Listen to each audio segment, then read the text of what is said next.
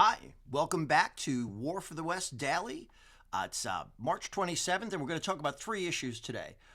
One is why our Congress can't operate under normal order. Two, we're going to talk a little bit about our trade deficit and trade to kind of clear up some issues there. And three, we're going to take a look at the Epic Muslim Center being built in Texas and why this is being allowed to happen. So first in the doc is talking about why Congress is really failing to give us the reform that MAGA needs at this stage of the game to drive the changes we want in this country. And what I think you need to take a look at is a couple of things here. One is what is regular order in Congress, right?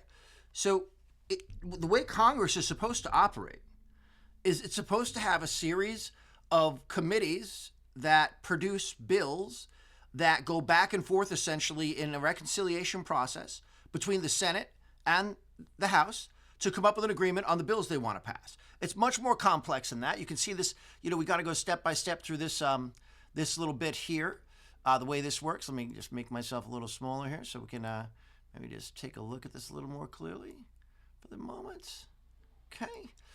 So the House, Speaker sends a bill to multiple committees.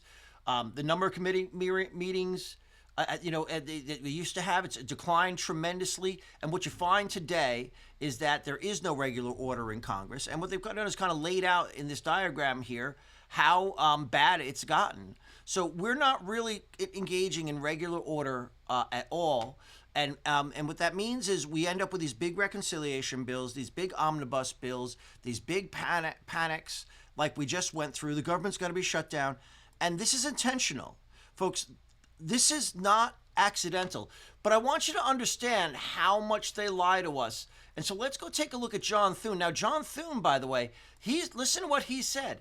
He said, well, we're not going to get to the Trump agenda until like July, August. Check this out. So John Thune is the head of the Senate Republican Majority Leader, right? We get all these pop-ups coming here. Let me get rid of them. So annoying, right? But I'm not a member of the Hill. And so he cautioned GOP colleagues that the Senate isn't likely to pass President Trump's border security, energy, and tax agenda until July at the earliest, and some Republican senators are warning the bill could drag into the fall.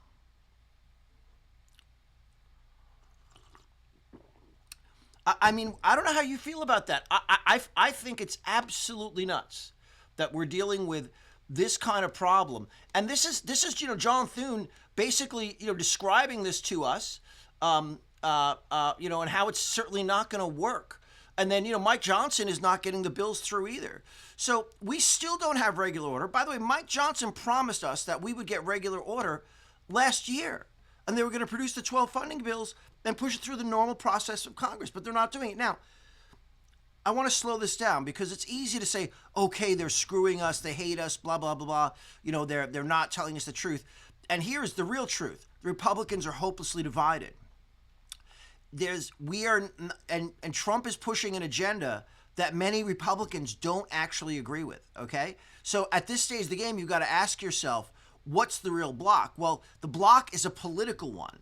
We haven't built the support for our agenda, and our system is not designed to let the president ram through an agenda, folks. So until we fix this problem in the House and the Senate, we're gonna struggle. We're gonna have a tough time. So that's the first issue I want to get into today. By the way, I got some feedback. A couple people told me they really liked me doing this like shorter version. So what I'm gonna try and do is like 5 minutes on each issue and move on, and hopefully that'll work for you folks. I'm having a little rare afternoon coffee. I got a little tired earlier, and I was like, have a coffee. Boy, it tastes so good. So delicious. For some reason, I have a good coffee maker, a Mocha Master. I don't know. It's worth getting a good coffee maker in this world.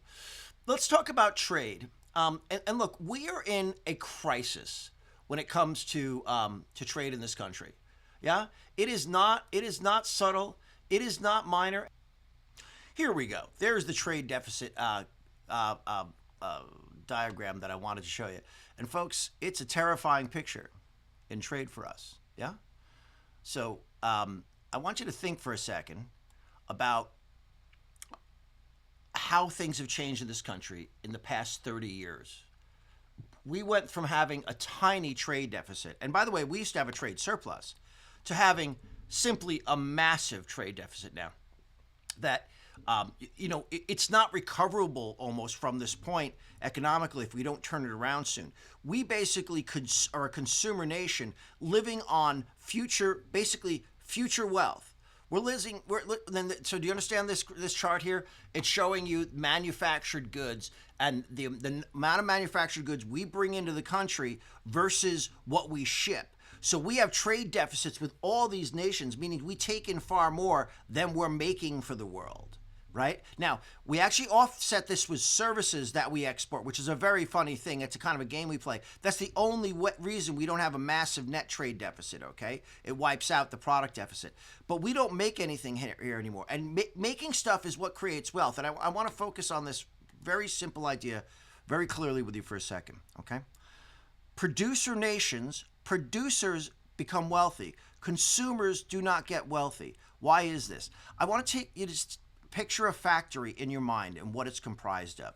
It's essentially got some kind of machinery.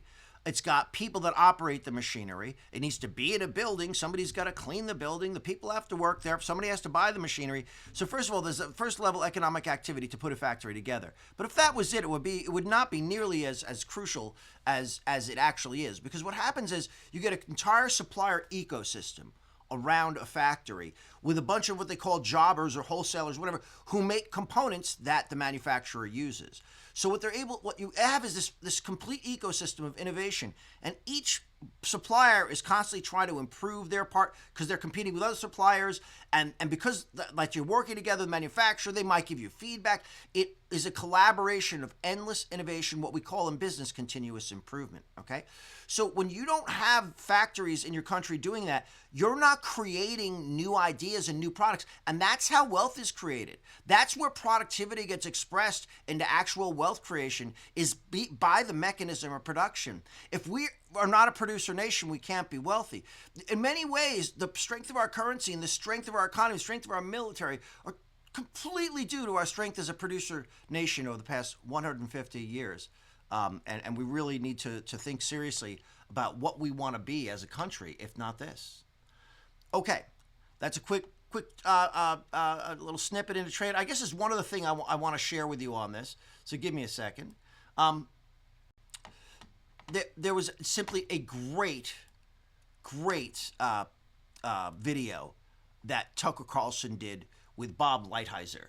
And he is the most brilliant man on economics I've let me put this a different way. He explained trade and the issues with trade and our imbalances and what Trump's trying to do in a way that you can understand. This is the point I really want you to take out of this. We are not fighting a tariff war. Trump is using tariffs to try to reestablish balanced trade and restore us as a producer nation. So the tariffs are designed to punish nations we have trade imbalances with, so we can get into balanced trade. Balanced trade would look like this. Say we're good at growing apples. Say they're good at making wheelbarrows. We buy wheelbarrows from them. They buy apples from us. By buying the thing that each is better at making, we're both wealthier as a result.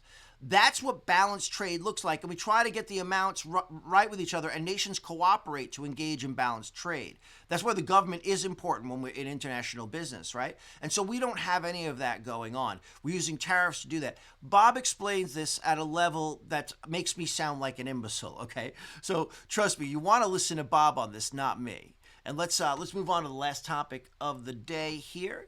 It's going to be the Epic Muslim Center in Texas. Dude, folks, this is a crazy one. I'm going to tell you right now, like, I'm shocked by what's going on here. So down in near Richardson, Texas, you've got this being built, folks.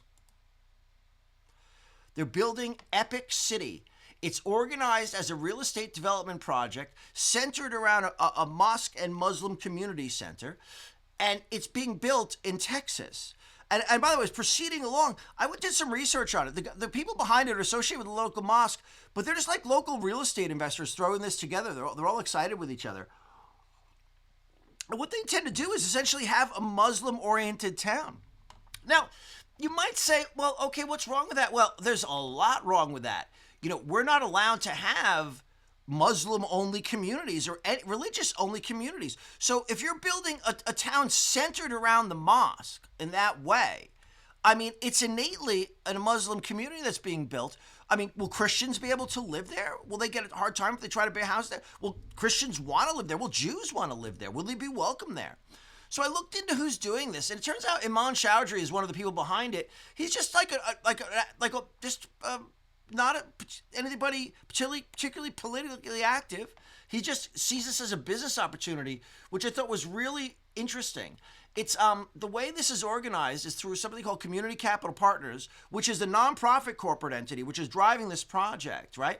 And it's being delivered via it's being sponsored by the East Plano Civic Center, and so what's happened is finally, a lot of folks like me, frankly, on Twitter and others were going crazy over this. And Ken Paxton, who's the AG of Texas, and oh gosh, what's the governor's name? Oh God, he's terrible.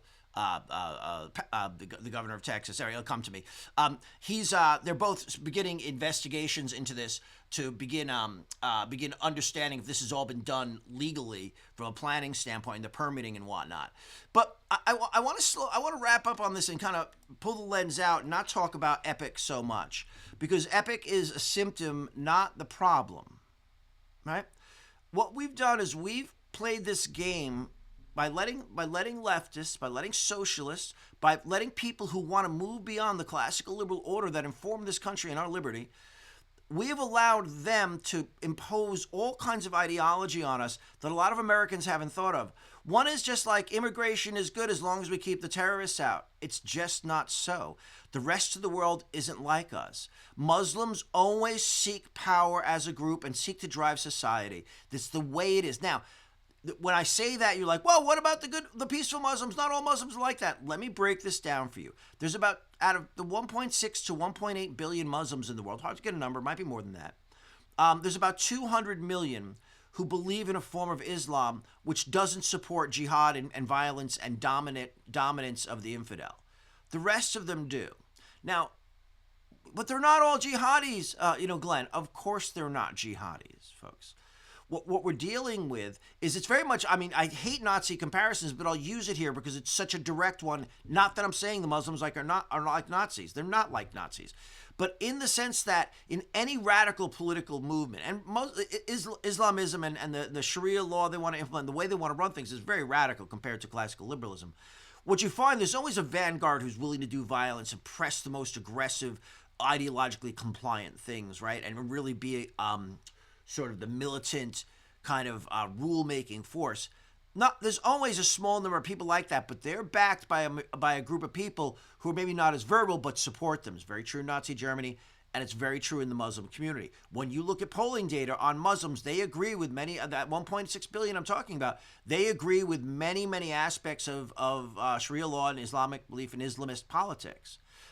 Including, the rights of women, homosexuals, including, really dominating the infidel at some level. So the way you should see these mosques and these other, I was just, the other day I reported on a mosque in just outside of Buffalo that was built on top of a church site. This is a very specifically symbolic thing in Islamic history, building mosques. It's a sign of their victory, of their dominance, and of our submission that they're able to do this. It's unavoidable that this is part of the culture. Now, you could see that as pernicious if you want, or not pernicious. It could, I'm not saying it's a terrorism center yet. I want to know more about what the people are preaching down there. And to be honest with you, my research has not given me good answers, so I'm not talking about the content that's being preached in East Plano Muslim Center. I'm going to do some more reporting on this. But what I want to do is make you aware of this, and I wanted to put it in stark relief of the overall. I want to relate it to the overall shard of Islamization that's coming to our country. Do you know we totally jacked up Muslim immigration after 9/11? The numbers go through the roof. That was our reaction to being attacked by Muslims, by jihadis. And look, it's not working in Europe. They admitted that. Both Sarkozy and Merkel in 2011. Sarkozy was the French president back then. Merkel was a German PM. They both came out in 2011 and said multiculturalism doesn't work. And of course, they were talking about the Muslims they were trying to integrate in their societies. It's become a disaster in Europe. We're headed the same direction. And we have to really start thinking about why we want people in our country, and can they become good Americans? Or are we going to live in some kind of balkanized, state, which is what kind of how it feels now, right? And we're going to get rid of the illegals, but are we just going to have like anybody wants to come here, set up shop for their own way of life, and we're just gonna like not be America anymore. We're just gonna be this polyglot of different communities and do whatever they want. I don't know how that works as a nation. Okay, thanks a lot. Really good speaking with you today. Thanks for viewing. I'll be back again tomorrow with another daily, War for the West daily. And it's Glenn with War for the West out.